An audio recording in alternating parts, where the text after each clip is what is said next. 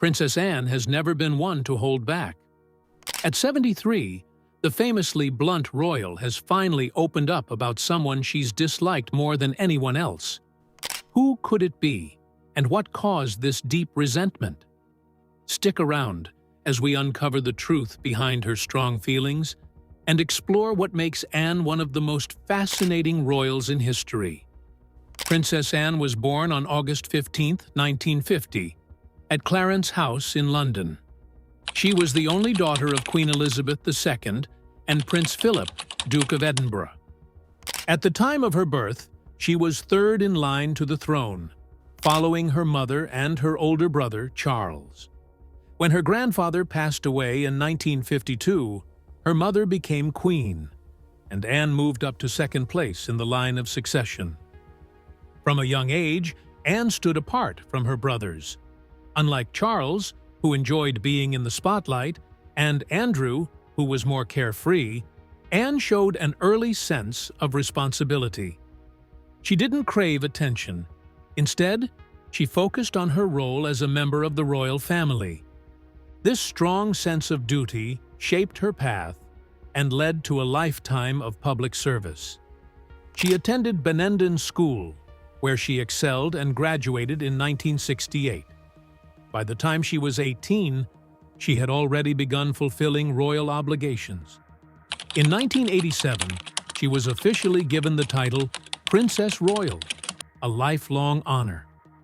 Despite her privileged upbringing, Anne has always prioritized her responsibilities over luxury. She has earned respect for her no-nonsense approach to royal life, preferring practicality over glamour. Known for her straightforward attitude, she once famously said that what matters most is how you live your life, not what you wear. This belief, centered on action over appearance, has resonated with both the public and her family. Anne is known for her relentless work ethic, taking on more royal duties than anyone else in the family. With over 500 engagements annually, her schedule is one of the busiest in the royal household. From attending charity events to representing the Queen at state functions, Anne's days are packed with commitments. Her first public engagement came in 1969, when she opened an educational center in Shropshire at just 18. Since then, she has remained unwavering in her dedication, quietly working behind the scenes to fulfill her role without seeking the limelight. Princess Anne is involved with over 200 organizations worldwide, making her one of the busiest royals. She doesn't just lend her name to causes, she actively participates, especially in her work with Save the Children. Her dedication has taken her to some of the most dangerous places on the planet. In 1990, her efforts were so impactful that she was even considered for a Nobel Peace Prize. This recognition proves that her influence goes far beyond her royal title, earning admiration from people around the globe for her commitment to helping children in need. Her life exemplifies the saying that actions speak louder than words. In a BBC interview, Anne shared her deep love for people, especially children from underprivileged backgrounds. This passion drives her work and shines through in everything she does. Her approach is both heartfelt and practical, making her stand out as a royal. Her sharp wit and humor add a touch of charm to her public appearances, making her relatable and approachable in a way that resonates with many. But life as a royal is rarely free of drama, and Anne hasn't been immune to its challenges. Despite this, she remains true to her values and grounded in her role. In a world where every royal move is under constant scrutiny, from tabloid gossip to online debates, Anne has managed to navigate the chaos with grace. The British royal family is no stranger to controversy, with scandals and public missteps often shaping public opinion. Divorces, controversial statements, and intense media focus have turned some royals into lightning rods for criticism. Anne, however, has balanced her personal and public life with remarkable poise. In 1974, she faced a harrowing experience when an armed man attempted to kidnap her. At just 23, she was returning from a charity event with her first husband, Captain Mark Phillips, when Ian Ball ambushed their car. The incident turned deadly, with Ball killing her driver, Jim Beaton, a security guard, and a journalist who tried to help. His plan to take Anne hostage for a £2 million ransom was foiled, but the ordeal was a stark reminder of the risks that come with her position. Anne's quick thinking and sharp wit came to light during her kidnapping attempt, where she famously told Ian Ball, "Not bloody likely," refusing to be intimidated. That moment not only revealed her composure under pressure, but also cemented her reputation for handling challenges with strength and grace.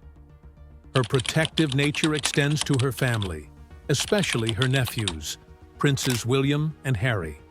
This fierce loyalty makes her perspective on her brothers' marriages, particularly Harry's union with Meghan Markle, all the more intriguing.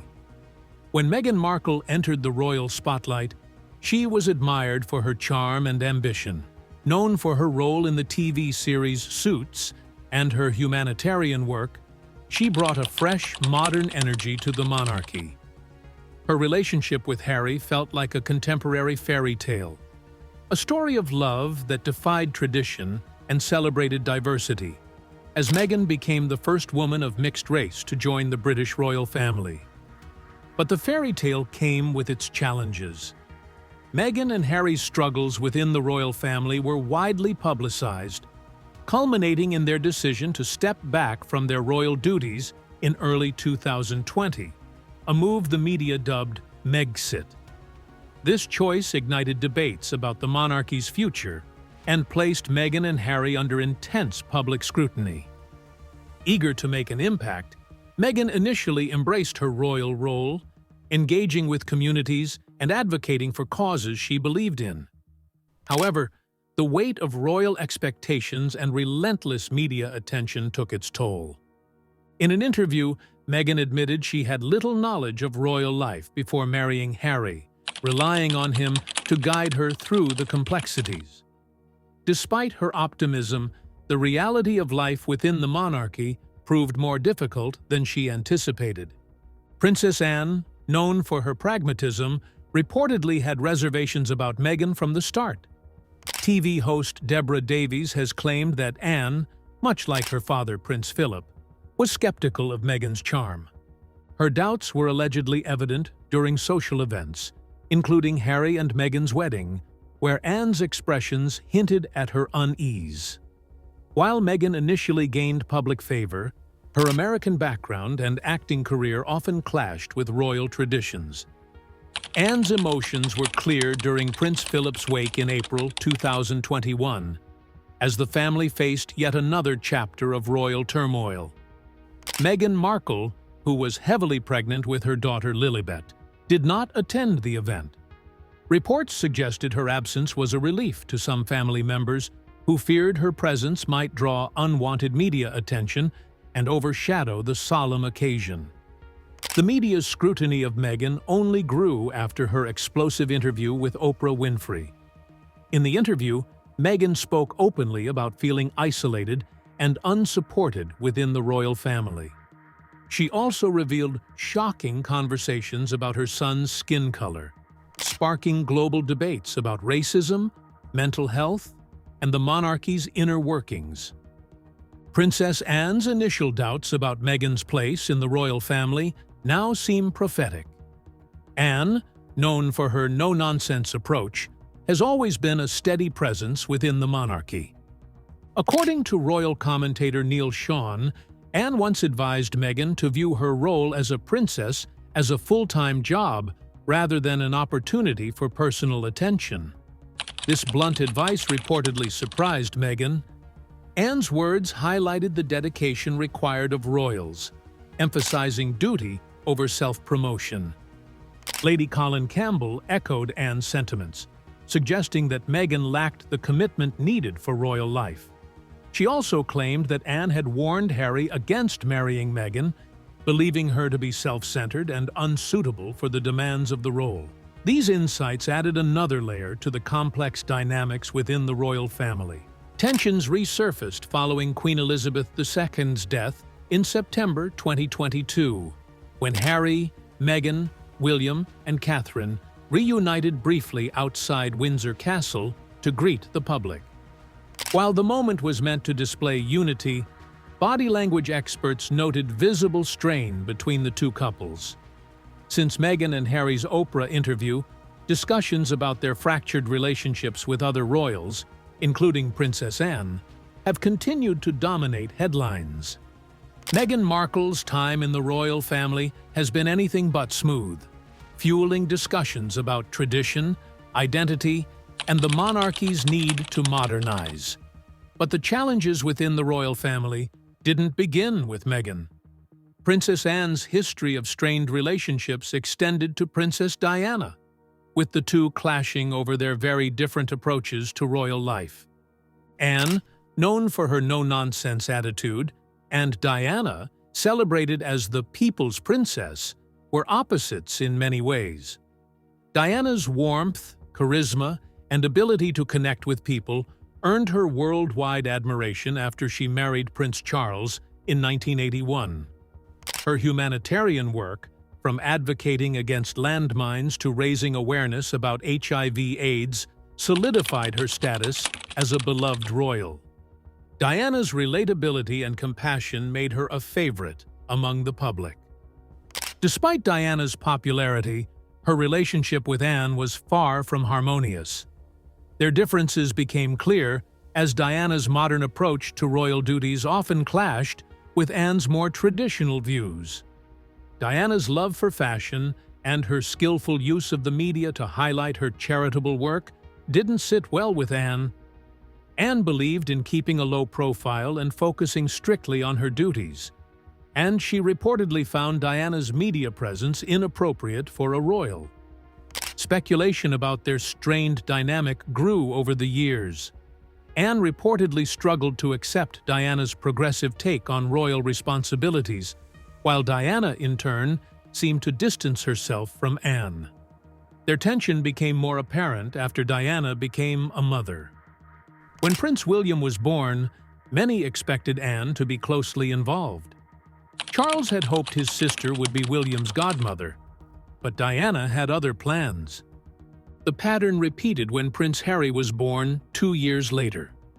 Once again, Anne was passed over for a key role in Harry's life, as Diana chose Prince Andrew to be his godfather. Princess Anne, often praised as the hardest-working royal, was a constant presence at public events throughout the 1980s. Yet, media attention rarely focused on her. Instead, the spotlight remained firmly on Princess Diana, whose every move captivated the public. Even during Anne's royal tour of the United States, the media's attention was elsewhere, on Diana, who was about to give birth to Prince William. When Anne was informed by a reporter that William had been born on June 21, 1982, she responded with a simple, "Oh, good." This brief remark was quickly twisted by the press to label her as cold and unfriendly. Diana, however, tried to dispel the idea of a feud between them. In a 1985 interview, she spoke warmly about Anne's dedication to save the children and dismissed rumors of tension as fairy tales. She also expressed regret over missing Prince Harry's naming ceremony, showing her effort to bridge any perceived divide. After Diana's tragic death in 1997, Anne reportedly felt a deep sense of sorrow, regretting that she hadn't fully understood the immense pressures Diana faced within the royal family.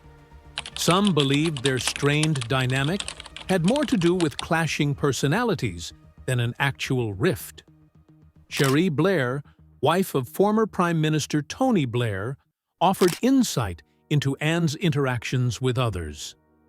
A well-known human rights lawyer, Cherie had her own memorable encounters with the princess, many of which reflected Anne's adherence to tradition. In her autobiography, Cherie recounted meeting Anne at Balmoral Castle in 1997. When Cherie suggested they use first names, Anne reportedly replied, "I'd rather not. That's not how I've been raised." Cherie's response, "What a shame," highlighted their stark differences in approach. The tension didn't stop there. During the Queen's Golden Jubilee in 2002, Cherie and her husband participated in an unscheduled walkabout, which reportedly displeased Anne. Later, Cherie felt slighted when Anne appeared to ignore her attempt at a greeting. Cherie also struggled with royal traditions during visits to Balmoral. She found the castle cold and drafty, disliked being woken by bagpipes, and resented rules about attire, particularly the ban on women wearing trousers. On one occasion, Cherie caused a stir by wearing pants to lunch, leaving the Queen Mother visibly shocked. Cherie Blair's interactions with Princess Margaret, the Queen's sister, only added to the tensions surrounding her. On one occasion, Cherie reportedly embarrassed Margaret, raising questions about her diplomatic instincts. These moments, combined with Cherie's outspoken opinions about the monarchy, likely strained her relationship with Princess Anne. Known for her strict adherence to tradition, Anne valued protocol and found Cherie's casual approach difficult to tolerate. Princess Anne's frosty attitude wasn't reserved for outsiders alone. Sarah Ferguson, the Duchess of York, also experienced it firsthand. Born on October 15, 1959, Sarah, affectionately called Fergie, carved a unique identity within the royal family.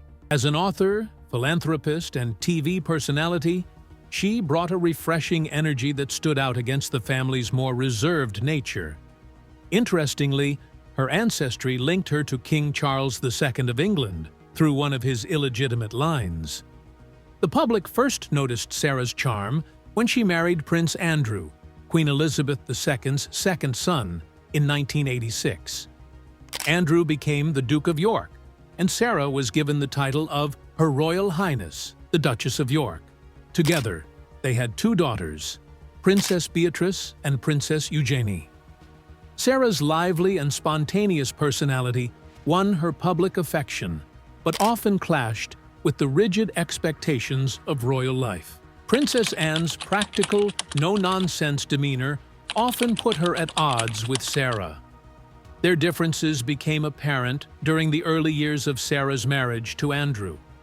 Anne's blunt and straightforward nature contrasted sharply with Sarah's casual and approachable style.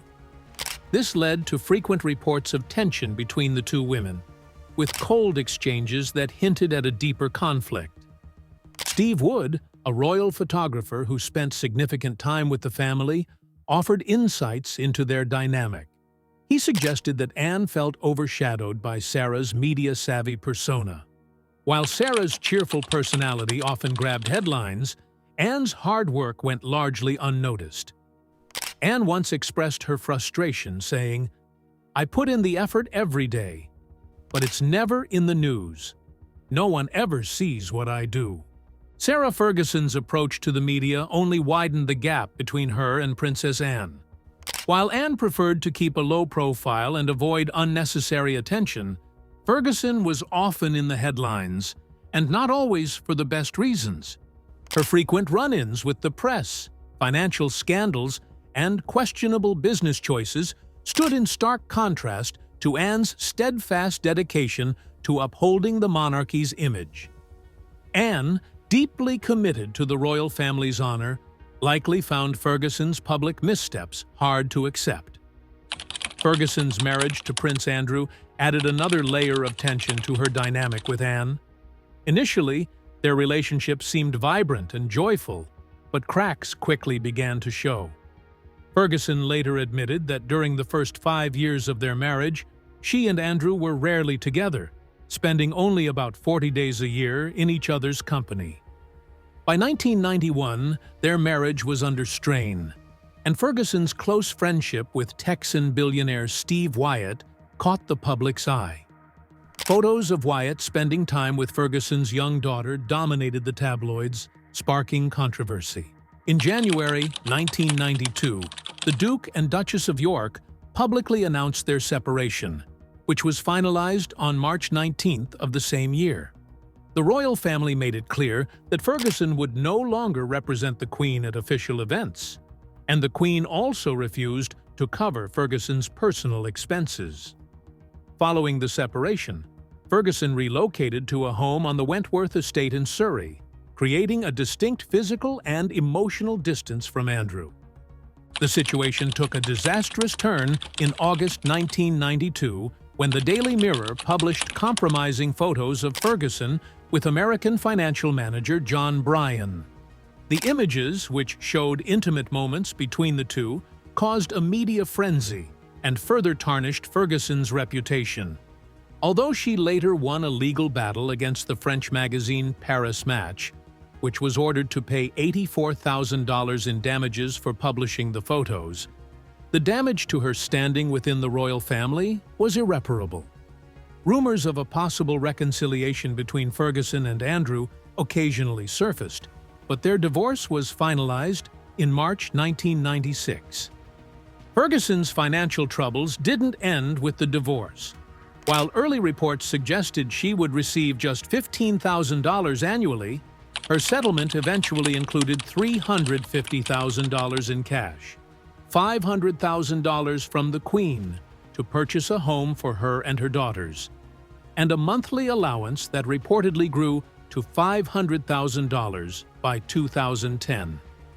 Adding to the fallout, Princess Margaret, Andrew's aunt, wrote a strongly worded letter to Ferguson chastising her for damaging the royal family's reputation. By April 1996, Ferguson and Andrew's marriage was officially over, marking the end of a tumultuous chapter. Even after their divorce, Sarah Ferguson and Prince Andrew maintained an unusual arrangement, continuing to live together for over 3 decades. This unconventional setup fueled ongoing speculation about their relationship. The pair frequently appeared side by side at family events, leaving many curious about how their bond endured despite the controversies that had once overshadowed their marriage. Following the split, Ferguson worked tirelessly to reinvent herself. Through her charity work, writing, and public speaking, she sought to carve out her own identity while preserving her ties to the royal family. Her efforts were aimed at proving she could stand on her own while still being part of the royal circle. But Princess Anne's notable moments weren't limited to family drama. At a NATO summit hosted at Buckingham Palace in December 2019, she found herself in the spotlight for an entirely different reason. The event marked NATO's 70th anniversary and brought together high-profile leaders, including Donald Trump and Melania Trump. During the formal reception, Anne was spotted standing off to the side while Queen Elizabeth II greeted the Trumps. At one point, the Queen appeared to glance toward Anne, seemingly motioning for her to step forward. Instead, Anne gave a small shrug, a smile, and gestured toward the other dignitaries as if to say, "It's just me." The light-hearted moment was quickly interpreted by many as a subtle critique of the event's pomp or even a cheeky dig at Trump. The scene went viral almost immediately. Anne's casual shrug and nonchalant demeanor became a social media sensation, with memes and commentary portraying her as a rule-breaking royal unafraid to defy norms. However, the real story was less dramatic.